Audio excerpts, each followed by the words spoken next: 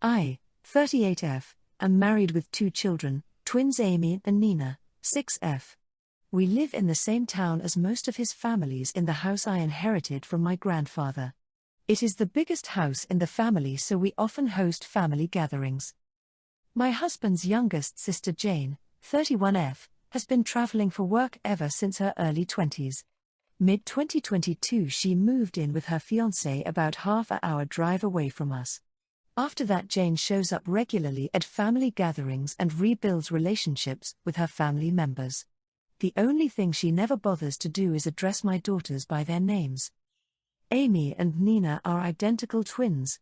I understand when people refer to them as the twins, but I think it is important that their individuality is respected. I always tell family and friends that now that they are 6 years old, it is important for them to have their own identity, and if possible please treat them as individual rather than a pair or a unit. My girls have different interests and hair/dressing styles, so it is not hard to tell them apart. Jane always insists on calling the girls the twins and makes no effort to distinguish them. I asked her many times to treat them as individuals, like her other nieces and nephews, and Jane would say okay and then keep doing the same thing. Last Christmas Amy made paper cranes and Nina painted flower pictures as their Christmas gifts to everyone in the family. They signed their names and individually handed the gift to everyone.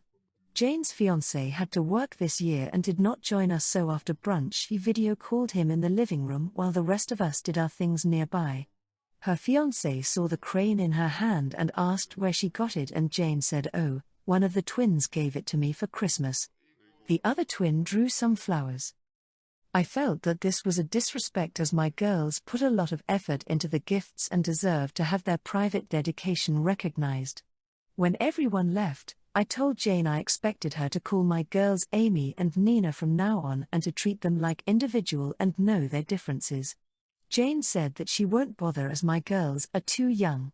So I told her she is banned from my house until she learns how to address my girls by their names. Jane just stomped off. My husband agreed with me on this. A few days ago my mother-in-law called to plan my husband's birthday in early February. I told her we could have the party at my house like usual, but Jane would not be invited. My mother-in-law was alarmed and asked why, and when she learned of what happened she was mad at Jane. Jane called me a few hours ago calling me a-hole for making a big deal out of something insignificant. She said my girls would be known as the twins whether I like it or not, and once they get older people will recognize them as individuals, but not now when they're young and just another couple of girls. She said she deserves to be with her family for her brother's birthday and I need to let it go. Comment 1. NTA. As the mother of identical twin girls, who are now adults, I was very intentional about clearly treating them as individuals while still enjoying the uniqueness of being twins. Creating an environment where they are treated as 2 separate humans, not a unit, is incredibly important. They have commented more than once how much they appreciated this growing up. Stick to your guns on this. Comment 2. You sound like a great mom. It's one thing for strangers to address them as the twins and a very different one for someone so closely related to do so. I grew up with 2 identical twins as very close friends, and the competitiveness/lack of individuality encouraged by their parents/family scarred them for life. It's been so sad to see them grow apart and become vindictive as we've grown older. Instead of having a built-in friend for life, they keep arguing as 10-year-olds about the pettiest things. It's only gotten worse now that they're in the marriage and kids stage. You did your girls good. Comment 3. As someone who is a twin and was constantly referred to as the twins growing up, NTA. I had so much trouble with finding my own identity when I finished high school especially. My family never referring to me as my own person was the main part of why I struggled with this. These girls need to be given the space to form their own identities. I hate to say, but SIL refusing to even use their names can very much make the girls feel they need to have a shared identity through their life. The sooner you nip this, the better. As a twin, I thank you so much for wanting these girls to have their own identity. It's already hard enough having to share everything, they definitely don't need more pushed on them. Backstory. I, 26F, got engaged this summer to Will, 29M. To provide some context to where the rift started, here's the TLDR of our family situations. Will's family is very well off, stable, and well educated. My family is a complete clusterfuck. I was raised by my grandma, and I've been supporting everybody financially since college. Will's parents, Mary and John, have always been nice to me. At the engagement party, Mary pulled me aside and informed me, "You don't have to worry, our family will cover the wedding." At the time, this sort of rubbed me the wrong way for a few reasons: the presumption of it all, the idea that we wanted a wedding, etc. Although Mary is very, very sweet to me and clearly excited to have me become part of their family, which I'm thankful for, she can be overbearing sometimes. Even though I honestly didn't want a wedding, after talking it through with Will, I agreed to have the big wedding that both of his sisters had. Where it all blew up, I'm probably the a-hole. For the first time in our relationship, we spent the holidays with my grandmother. To make it up to his parents, we celebrated fake Christmas during the MLK weekend with Mary and John. During the weekend, Mary scheduled us for a session with the wedding planner. During the entire wedding process, I've basically allowed Mary to do most of the work. She has tried to include me but clearly enjoys the process, so I've let her have at it. During the session, it came out that they've budgeted $300,000 for the wedding. When I found this out, I freaked. I kept my composure with the wedding planner but let loose in the car home on Mary. Although I was polite, I made it clear that I was uncomfortable with spending that much money and made several judgments about how the money could be better spent. I told Mary that she could not understand how most people live, including my own family, and brought up several religious arguments about how the money should be spent on charity. We are both Christian. Mary was very offended by this. She argued that her family donates to charity, that the wedding costs will fund the community, and that I am in no place to judge as we are both living better than most people in the world and I own luxury items. I honestly didn't think that the argument was that big of a deal until we returned home from the weekend last night. Will told me that his entire family was angry with me for insulting his mother, that they think I'm biting the hand that feeds me, and I owe his mother an apology. During this argument, he yelled at me for the first time in our relationship. He also told me that just because your family is ducked up, doesn't mean you can bring it out on me. Comment 1. YTA here. First, you behaved rudely towards your future MIL, and the way you tell it she was caught unaware. You'd chosen to not be actively involved up to that point and then did a hard 180 the minute you heard the number. If you've agreed to have the big wedding both his sisters had, they likely spent the same on each of those. I understand that you're not comfortable with the idea of that amount of money being spent on an 8-hour day. But it's not your money and you don't get to try to pseudo-guilt trip her with religious, spiritual manipulation. If you don't want $300,000 being spent on your wedding, then that's absolutely your prerogative. But it doesn't excuse your letting loose in the car at her. Obviously the two of you have both been talking English but absolutely not speaking the same language. There's a more appropriate, adult, respectful, and polite way to have that conversation and stand your ground. This was not it. Comment 2. Something seems off about this relationship. After the engagement is when the fiancé seems to first learn the OP wants a small wedding, and the OP learns her fiancé, and his family, expect a big, $300K wedding. This reads like two people who don't know each other particularly well. Comment 3. YTA I get that's way more money than you want them to spend, but you should have started with your husband and tell him you do not feel comfortable with that kind of money being spent on the wedding. To attack his mom and lecture her was just rude. My husband and I, both 33M, recently became guardians of my niece Ella, 15F, after CPS got involved. There's a lot of background here that I need to get out of the way first.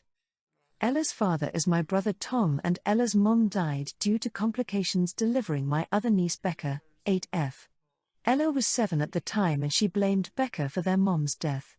She quickly became very angry and expressed hatred for her sister and made comments about how Becca should have been the one to die instead, or that Becca stole her mom from her. Tom did not get Ella any help. I got involved and warned him Ella was not coping well and things would turn nasty. Tom said he was helping the girls' relationship and that's all that would be needed. Then 2 years later, with no therapy and no improvement in the relationship between the girls, Tom married Sarah. This is where things went from bad to worse. Becca adored Sarah and started calling her mom almost immediately. This only angered Ella more. She would get so angry at her dad, at her sister, at her stepmom, and she would tell Becca she deserved to die and how dare she replace the woman who died because of her. She told Tom he was sick for doing that to her mom.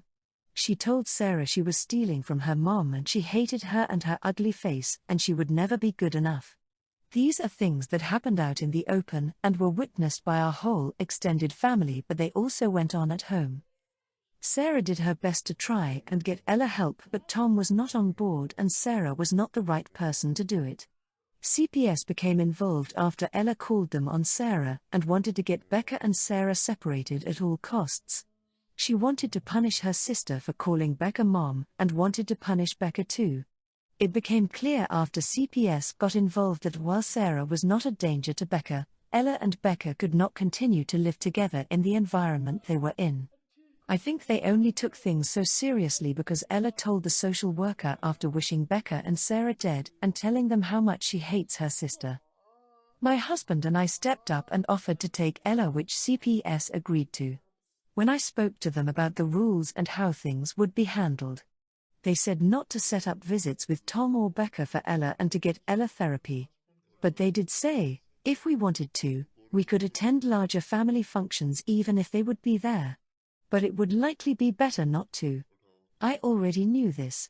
My husband and I discussed it and we agreed we should all stay away while Ella is with us and is still struggling as much as she is. I told my family what we had decided and they did not understand why we couldn't have quick visits or make the effort to expose the girls to each other in short bursts. I said I felt it would be bad for both of them but mostly for Ella, who I had to prioritize as she needed so much help. My family then claimed my big announcement was like a duck you to them. Tom was enraged. Comment 1. NTA. Tom ignored major signs that this was a problem beyond his capacity to fix, yet persisted in shouldering the burden on his own. I feel for him, I really do, and I understand his desire to step up for his daughters. However, he mismanaged the situation so poorly that CPS got involved. You stepped up and saved Ella from being relegated into a foster care system, which is a crapshoot at best, and after all this time making the wrong decisions, Tom doesn't get to dictate anything at this point. His rage is completely unjustified, and if he needs a scapegoat then he can find a mirror. The rest of your family is in denial about Ella's extreme dysfunction if they support Tom's position. Comment 2. NTA. Sounds like your niece has a huge amount of trauma that has been festering because her dad failed her by not getting her help or even basic external support right after her mom's death. I hope therapy and a new environment helps, and that she will eventually find a way to process that grief and reunite with her sister. Comment 3. NTA. Not only are you putting Ella's well-being first, you're also following the recommendations of her social worker, who I imagine has had a lot of experience with handling situations like this. Frankly, Tom doesn't get to be enraged. He should have sought therapy for Ella immediately following her mother's death, but he didn't, and that decision has resulted in a very angry, incredibly traumatized child whose healing journey is going to be long and difficult. Your family need to stay in their lane, too, because this has nothing to do with them. Wishing you all the best. I, 22 female, and my ex-friend 23 female used to like going out a lot.